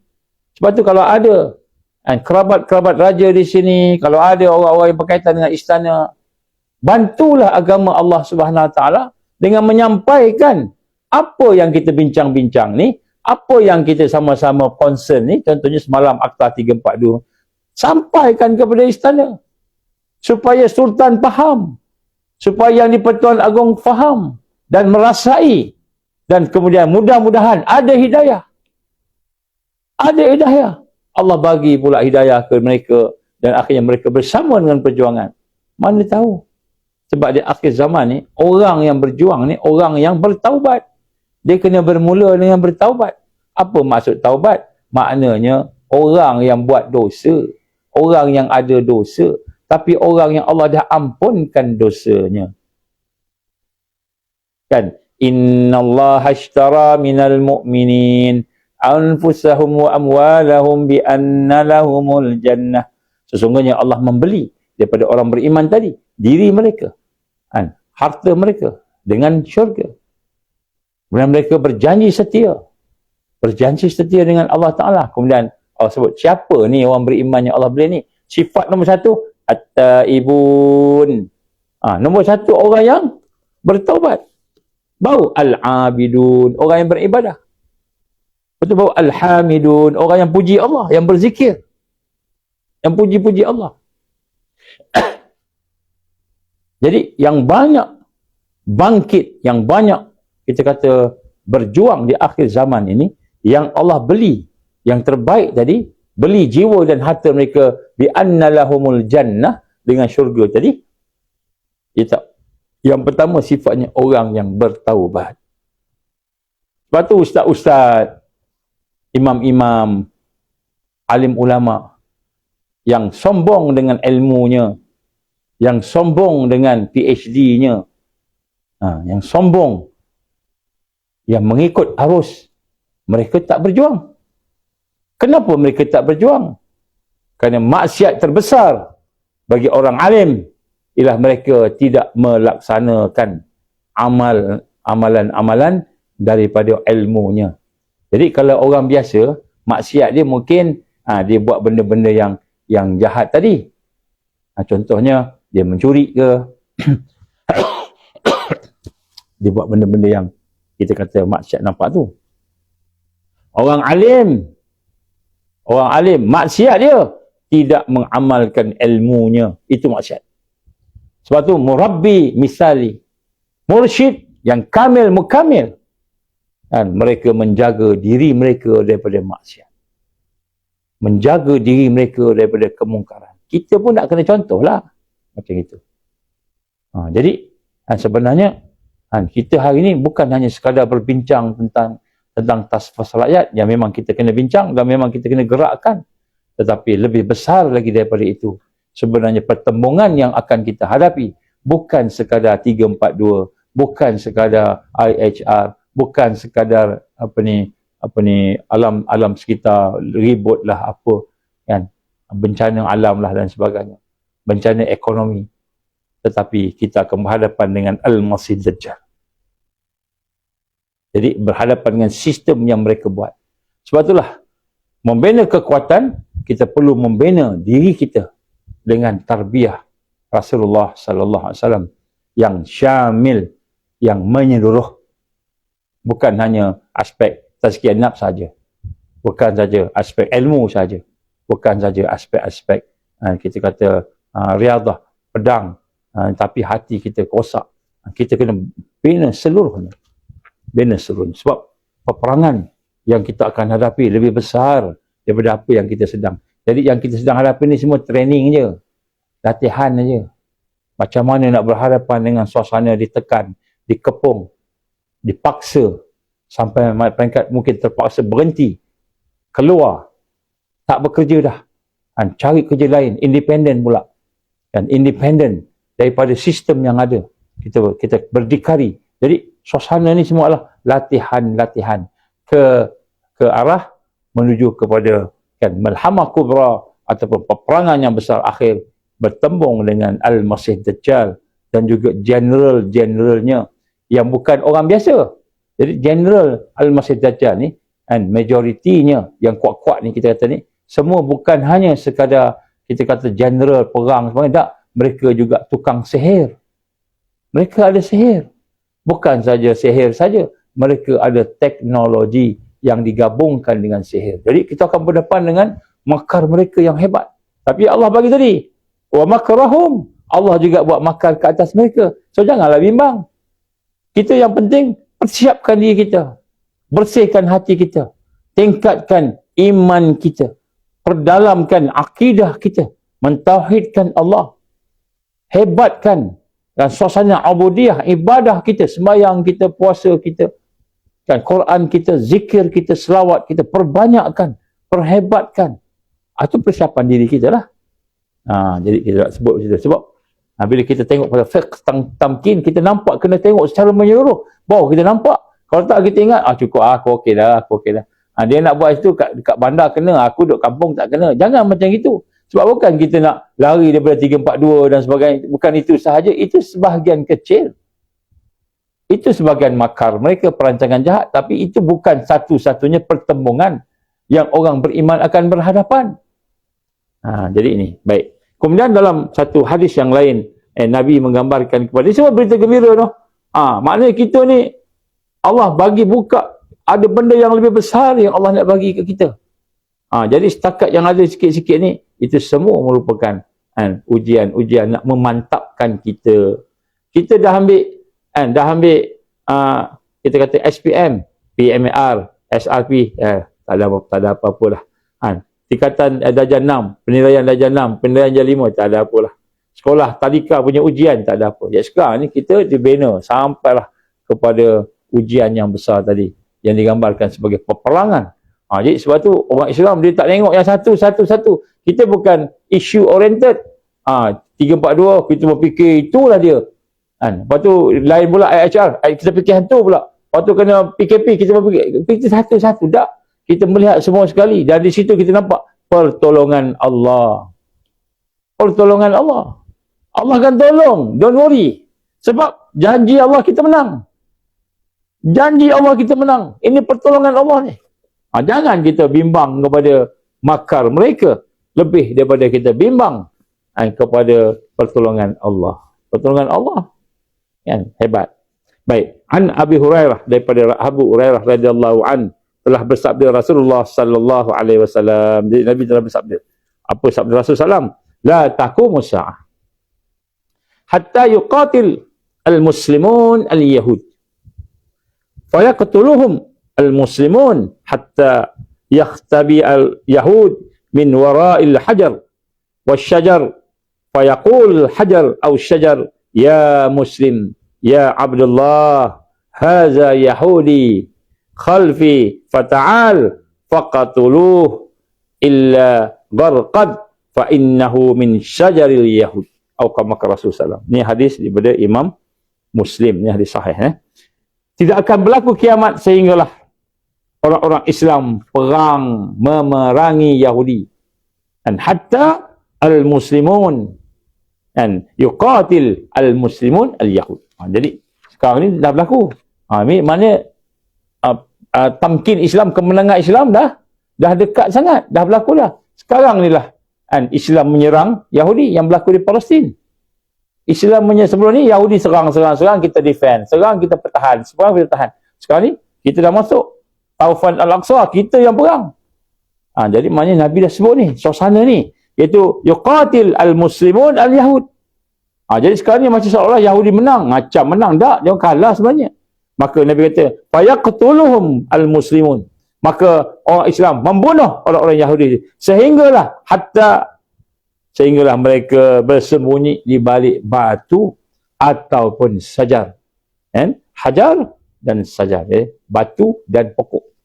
Lalu batu dan pokok bercakap, fayaqul al-hajar atau syajar, maka berkatalah batu dan pokok, ya muslim, wahai orang Islam, ya Abdullah, wahai hamba Allah, haza Yahudi khalfi, di belakang aku ada Yahudi, datang sini, fata'al, datang dan bunuh dia, fayaqtu. Jadi kecuali pokok garqat yang ditanam sekarang ni lah, maka pohon tu lah orang pohon Yahudi, kata Rasulullah. Jadi yang ini pun dah ada dah. Jadi ini ada dah berlaku dah. Jadi kita kat mana ni? Kalau siapa nak tahu detail tentang apa yang berlaku di Palestin dan sebagainya, kita kat mana? Kena jumpa. Tak boleh cakap kat sini. Banyak benda saya tak boleh cakap ni. Bukan takut ke apa. Tak. Ini adalah merupakan perkara yang perlu dijaga. Kita kena jumpa. Kena jumpa, tengok, berkenalan. Jumpa pun saya tak cakap lagi. Sehinggalah saya kenal siapa yang saya jumpa tu. Kan? Siapa ni? Ahmad Munif. Oh, Ahmad Munif. Dari mana? Daripada utara. Contohnya kan. Oh, gitu kan. Kena, okey. Ustaz, apa yang Ustaz tak cakap dekat PFB, Ustaz? Bolehlah kita cakap. Cakaplah sebenarnya sekian. Oh, Ustaz, saya nak berperanan gini-gini. Boleh. Jadi benda-benda macam ini, benda-benda yang sulit, kadang-kadang kita boleh cakap dekat FB. Ini saya sebutlah sebab sebagian kita tak faham ni. Sebagian besar kita tak faham. Okey. Jadi hadis ni dah berlaku. Dah. Cuma tunggu nak habiskan Yahudi je. Jadi siapa yang nak habiskan Yahudi? Yahya Sanwar dah syahid. Siapa yang nak gantikan tempat Yahya Sanwar ni? Jadi ini semua persoalan-persoalan yang kita kena fikirkan. Baik. Kemudian dalam satu hadis yang lain pula, daripada Thauban, daripada Maula Rasulullah sallallahu alaihi wasallam, yang telah bersabda, isabatani min ummati. Jadi kata Nabi, ada dua golongan daripada umat aku ni. Isabatani min ummati. Ada dua golongan daripada kalangan umat aku. Razahumallahu min nar. Yang kan Allah pelihara mereka daripada neraka. Dia tak masuk neraka. Maknanya dia masuk syurga terus. Begitu lebih kurang lah. Kan? Isabatun an taghzul hind.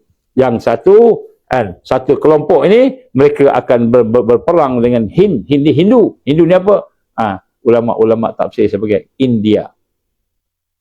Mungkin negara India, kan.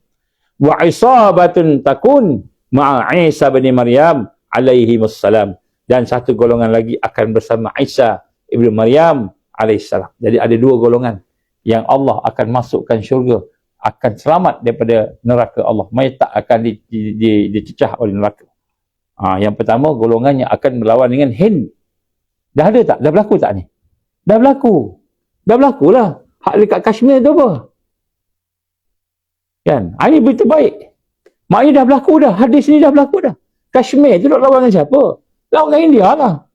India saja duk bunuh orang Islam lah macam-macam. Kan? Kashmir ni kat sempadan kan? Jadi hadis ni dah berlaku tak? Dah berlaku juga. Kan? Dan kemudian satu lagi, kelompoknya adalah kelompok yang akan bersama, golongan yang akan bersama dengan Isa ibn Maryam. Isa tak turun lagi.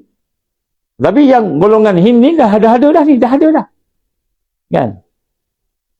Jadi golongan ni pun akan menang. Mungkinkah kita akan berhadapan dengan golongan Hind ini? Kita tak tahu. Kalau Allah izin kita berdepan dengan golongan Al-Hind, mungkin berlaku. Bukan macam 13 Mei. 13 Mei itu jumpa dengan golongan Cahaya Nun Alif. Cahaya Nun Alif ni tak masuk dalam hadis. Yang masuk dalam hadis Al-Hind.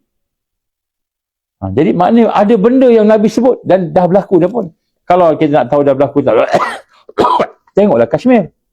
Kashmir sekarang sampai sekarang masih bergolak. Dan mereka masih bertembung. Contoh.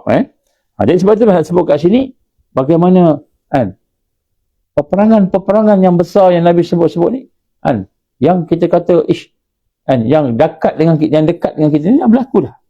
Kemudian di situlah satu hadis lagi. Dia tadi tu hadis yang diriwayatkan oleh Imam Muslim, ya.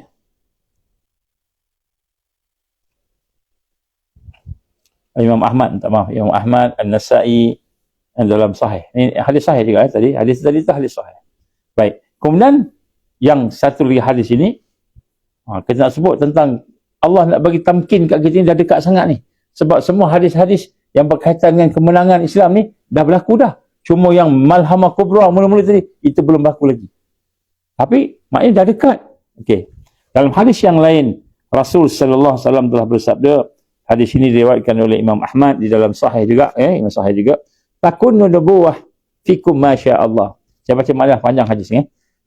Berlangsunglah satu masa, iaitu masa kenabian di tengah-tengah kamu, sampailah dengan waktunya yang dikehendaki. Jadi masa Nabi ada nubuwah.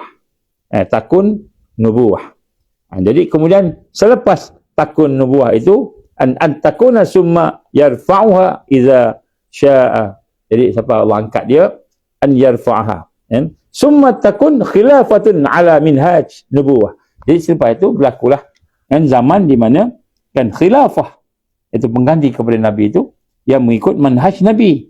Itu zaman kita kata zaman Khulafa Ar-Rasyidin. Kemudian selepas itu berlangsung pula satu waktu, kemudian Allah angkat, habislah Khulafa Ar-Rasyidin 30 tahun lebih kurang. Kan, kemudian sebab itu Allah angkat pula kemudian yang bergantung itu raja yang menggigit. An takun yarfa'ha iza sya'allah an yarfa'ha thumma takun mulkan addan. Itu mulkan addan ni raja. Kerajaan yang mana raja-raja itu menggigit. Kemudian ini daripada zaman Umayyah sampailah Osmaniyah, kan. Habis dah tak ada dah. Kemudian berlangsunglah sampai masanya Allah angkat tadi. Kemudian lepas itu berlakulah satu period, satu masa raja-raja diktator, mulkan jabriyah ataupun jabariyah. Jadi bukan Jabariyah. Jadi mana sebut ni, mana-mana berlakulah raja-raja yang diktator. Ini zaman kita. Kemudian selepas itu Allah angkat, antakuna summa yarfa'uha, Allah akan angkat, habiskan. Maknanya waktu-waktu Jabariyah ni sekarang ni dah menuju kepada maksimum lah. Totalitarian, nak kontrol semua. Nak jadikan manusia transhuman, nak jadikan manusia posthuman, nak jadikan manusia macam tu. Sampai tak boleh nak sembah Allah dah. Itu dia punya planning. Planning, makar dia. Tapi Allah akan habiskan mereka. Sebelum dia menang, Allah akan habiskan mereka. Makan lepas itu, summa takun khilafatan ala minhajin nubuwah. Summa sakat. Jadi, Nabi kata apa? Selepas daripada Mulkan Jabariyah ini, suasana apa? Akan berlakulah. Kebangkitan disebut sebagai khilafatan ala minhaj nubuwah. Iaitu khalifah yang duduk di bawah kepimpinan sistemnya, sistem kenabian. Lepas tu Nabi senyap, Nabi diam. Maknanya habis. Jadi di sini kita lihat period masa raja-raja yang jahat tu, Mulkan Jabariyah tu adalah masa kita ni, dan insya-Allah masa kita ni lepas ini akan adalah apa yang digambarkan sebagai kebangkitan. Jadi kita ni dah dekat kebangkitan lah. Tu saya nak sebut ni. Maknanya tamkin tu dah dekat. Jangan tengok kesusahan-kesusahan sampai kita tak tengok yang kita nak dapat tamkin tadi. Baik. Kemudian di sini kita lihat selepas itulah Nabi sebut. Nabi kata apa? Nabi diam. Okey. Hadis yang lain pula Nabi menggambarkan innallaha zawa, maknanya Allah telah menunjukkan kepada aku, telah menghimpunkan bumi untukku. Ini satu hadis yang Allah seolah Allah melipat bumi. Nabi nampak semua. Daripada barat ke timur, daripada utara ke selatan, Nabi nampak semua. Dan telah menghimpunkan bumi untukku. Sehingga aku dapat melihat negeri-negeri di timur dan negeri di barat. Dan sesungguhnya umat aku akan sampai kekuasaannya pada negeri-negeri yang telah dihimpunkan daripadanya. Jadi maknanya Nabi nampak kan, bila dah menang tu, timur barat semua akan duduk di bawah Islam. Ini tamkin ni. Iaitu Allah berikan kedudukan dan kemenangan. Kerana ini hadis yang diriwayatkan oleh Imam Muslim. Baik. Di hadis yang lain pula, dalam sahihnya, Ibn Hibban, Sahih Ibn Hibban. Sungguh-sungguh, kata Rasul SAW, sungguh-sungguh agama ini akan sampai ke tempat-tempat yang dilalui oleh siang dan malam. Mana tempat yang ada siang malam? Mana kata Nabi, agama ni akan sampai. Allah tidak meninggalkan rumah, kan? Sama ada rumah-rumah yang benar, permanent, ataupun rumah-rumah yang darurat, yang kemah. Kecuali Allah akan masukkan agama ini ke dalamnya. Jadi maknanya semua rumah akan dimasuki Islam. Tak ada satu pun tinggal. Ni zaman bila ni? Zaman sebelum ni tak ada dah. Ni zaman kita lah ni. Kalau Allah izin, kita bersama dengan kemenangan tadi, kita hidup lagi nampak tak ada satu kemah pun melainkan dalam itu ada Islam. Tidak ada satu rumah pun melainkan di dalamnya itu ada Islam. Ini kata Rasul SAW. Hadis sahih, hadis sahih. Kemudian kata Rasul SAW, kan, kemuliaan orang yang mulia, kehinaan orang yang hina. Orang yang mulia-mulia, orang hina-hina. Kemuliaan yang Allah muliakan Islam dengannya, kehinaan Allah menghinakan kekafiran. Jadi Allah hina kafir tadi, sehingga orang semua pakat-pakat masuk Islam. Jadi yang hina, kafir. Lepas tu pakat masuk Islam. Islam dah jadi mulia. Siapa yang bersama Islam? Al-Islamu ya'lu wala yu'la alai. Islam paling tinggi, tak ada lebih tinggi daripadanya. Maka seorang pakat masuk Islam. Jadi Nabi gambarkan orang akan masuk Islam ni ramai-ramai. Sekarang tak lah. Sekarang ni belum lagi. Sekarang Allah tengah uji ni. Tapi kalau kita gagal dalam ujian tu, wa'iyazbillah min zalik. Ya Allah jauhkanlah. Kan, mudah-mudahan. Kan, iaitu kalau kita gagal, dari sesat pula. Sesat. Takut sesat mati pula kan. Jadi, tapi Nabi gambarkan sini bahawa penyebaran Islam dan perluasan Islam yang tak pernah lagi berlaku, telah Nabi sebut pasti terjadi biiznillah, dengan izin Allah. Jadi maknanya kita hari ni kan, kita rasa kita minoriti, kita rasa kita ni tersepit, diboykot lah macam-macam. InsyaAllah kita sabar sikit, kita teruskan perjuangan, insyaAllah lepas ni semua akan Islam. Jadi janganlah kita rasa kita ni minoriti. Tak, kita majoriti sebenarnya. Dia majoriti termasuk makhluk Allah yang lain. Jadi maknanya, kalau kita tengok dari sudut statistik, Islam lah agama yang paling cepat berkembang di dunia sekarang. Kristian ke apa ke, semua kalah dah. Islam paling cepat berkembang. Dan bayangkan bila Islam menang aja, maka perkembangan itu akan sempurna. Kafatan, sempurna semua sekali. Habis masuk Islam Melaka. Bayangkan Islam, semua orang Islam. Tak ada dah orang yang kapi-kapi ni semua ni. Kapi-kapi semua dia matilah. Dia lari lah agaknya. Duduk kat gua-gua ke apa kalau dia nak duduk lah. Baik. Kemudian Nabi SAW juga telah bersabda dalam satu hadisnya. Hadis yang sahih juga. Kata Rasulullah SAW, aku diutus dengan dibekali dengan jawami'ul kalam. Jawami'ul bu'aithu bi jawami'il kalam. Aku diutus dengan jawami'ul kalam. Kalam ni apa benda ni? Perkataan-perkataan yang mengandungi satu yang luas. Maknanya ada yang tersurat, ada yang tersirat. Yang hikmah. Gitu.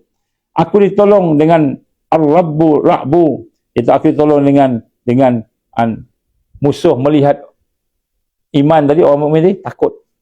Orang jahat tengok kita takut sebenarnya. Dia orang takut dengan kita sebenarnya. Maka ketika aku sedang tidur, aku diberi kunci-kunci perbendaharaan bumi. Jadi Allah bagi dah kunci pada Nabi SAW untuk menang. Dan kunci itu diletakkan ke tangan aku. Maka kata Abu Hurairah dalam hadis ini, dia kata, maka Nabi berkata, Rasulullah telah wafat, maka kalianlah akan harus mengeluarkannya. Jadi kunci-kunci perbendaharaan itu, apa maksud perbendaharaan ni? Kunci kemenangan ni. Kunci untuk membawa kekuatan umat. Sebab tu bila disebut, kan, Ya Allah, Ya Ghaniyu, Ya Mughni. Ya Ghaniyu, Ya Mughni. Aghnini. Kan. Bifadlika amman siwa, contohnya. Ya Ghaniyu, Ya Mughni. Wahai yang maha kaya dan yang maha mengkayakan. Kaya ni jangan nampak duit. Bukan nampak duit. Kaya ni maknanya resources kemenangan. Sumber-sumber kekuatan yang boleh membawa kemenangan.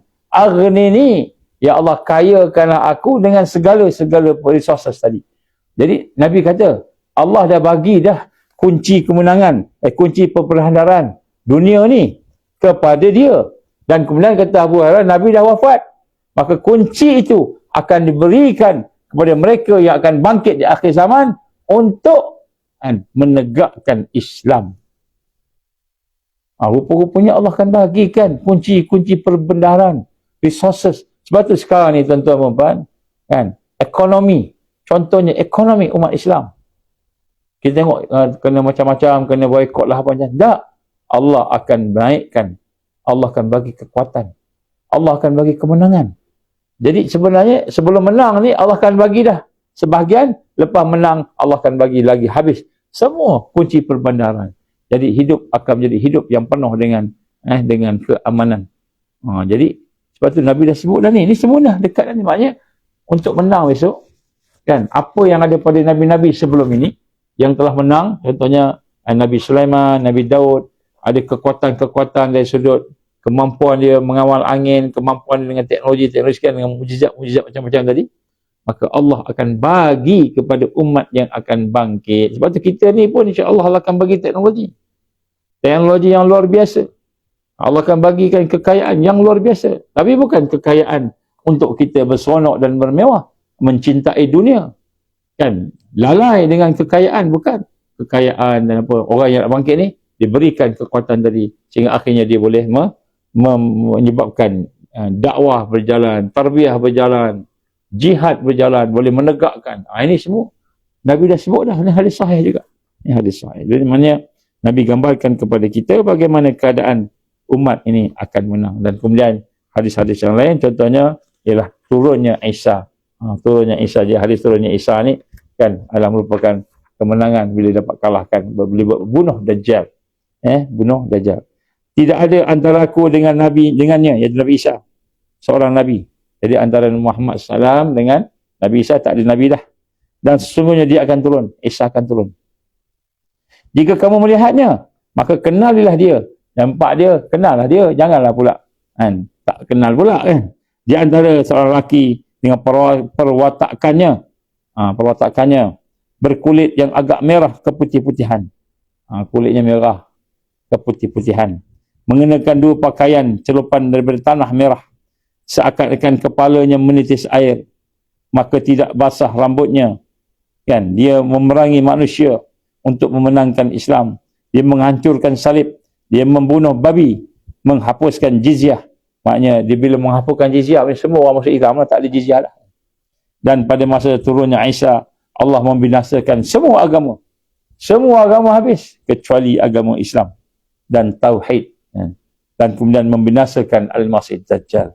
Dia tinggal di bumi selama 40 tahun. Dia tinggal di bumi selama 40 tahun. Saat dia wafat, maka Muslim sembahyangkan jenazahnya. Ini hadis yang diriwayatkan oleh Abu Daud, yang hadis sahih. Jadi Nabi gambarkan akan keluarnya Isa. Jadi Isa nak keluar dah ni. Isa nak keluar dah. Jadi Isa nak keluar ni, dia akan hapuskan semua kejahatan-kejahatan agama lain, semua habis berlaku. Jadi tak payahlah kita, sebab tu kita tak payah nak perang agama-agama ni, tak payah nak perang, tak payah nak gaduh-gaduh. Kita buat baik dengan dia orang kan dalam rangka dakwah.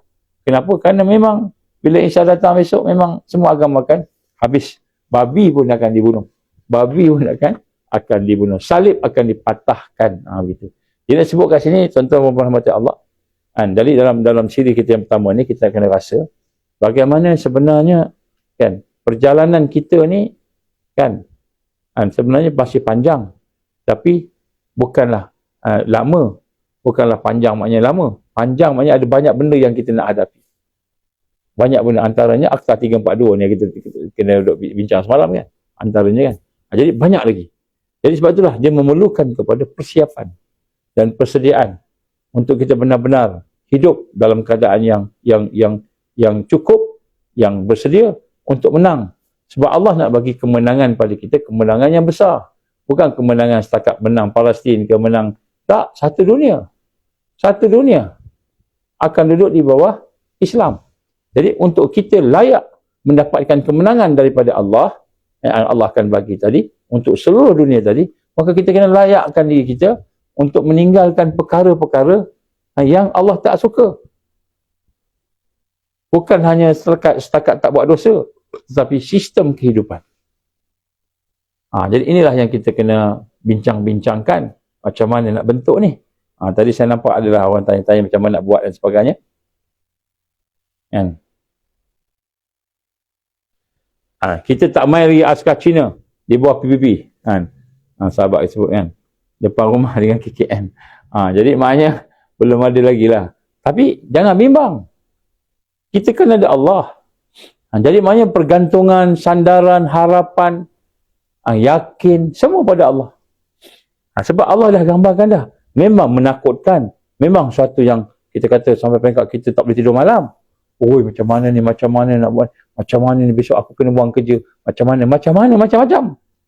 Tapi bila yakin kita, sandar kita, tawakal kita kepada makhluk, kepada dunia, kepada apa yang kita kata kerja, kita sandar kat kerja, sandar kat bisnes, sandar kat ni, sandar kat tu. Selain Allah, maka kita dah salah. Inilah kata sesat. Kita tak boleh sandar dengan, tidak boleh bergantung dengan makhluk. Kita kena betulkan. Sebab apa? Memang ujian ni makin lama makin susah. Makin lama makin susah. Tapi bukan maknanya kita habis. Tak. Allah gambarkan orang beriman ni, dia akan ditolong oleh Allah SWT. Bukan sekadar tolong, Allah akan beri kemenangan. Nanti kita akan baca nanti. Macam mana Allah beri kemenangan, kita akan baca nanti. Daripada sirah-sirah dan sebagainya, kita akan tengok balik. Dan di sinilah satu kekuatan. Lepas tu kita kena bina kekuatan kita dengan tarbiyah. Tarbiyah bermula dengan tarbiyah imaniyah. Bagaimana kita nak kuatkan iman kita. Macam mana kita nak proses supaya kita boleh mentauhidkan Allah. Macam mana nak mentauhidkan Allah? Kita kena menggunakan pendekatan-pendekatan yang sekarang ni mungkin sebahagian sebut tasawuf. Pendekatan tasawuf namanya pembersihan hati, pembersihan akidah. Pembersihan akidah. Pembersihan iman kita tadi tu sehingga dapat menjadi iman yang kuat. Iman yang kuat. Ini antara perkara-perkara yang penting. InsyaAllah kita akan sambung lagi nanti berkenaan dengan kemenangan ni, mungkin kita akan bincang sikit lah tentang syarat-syaratnya. Apa syarat kemenangan ni?